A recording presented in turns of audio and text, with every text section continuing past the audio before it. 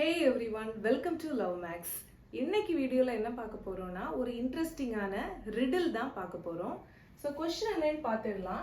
How do you go from 98 to 720 using one letter? 98ல இருந்து 720க்கு எப்படி போறதுன்னா ஒரே ஒரு லெட்டரை யூஸ் பண்ணி போணும். ஸோ அது எப்படின்னு பார்க்கலாம். ஸோ ரொம்ப மேத்தமெட்டிக்கலா யோசிக்காம கொஞ்சம் சைல்டிஷாவே யோசிக்கலாம். Okay, so 98. ஸோ இதை எடுத்துக்கலாம். 98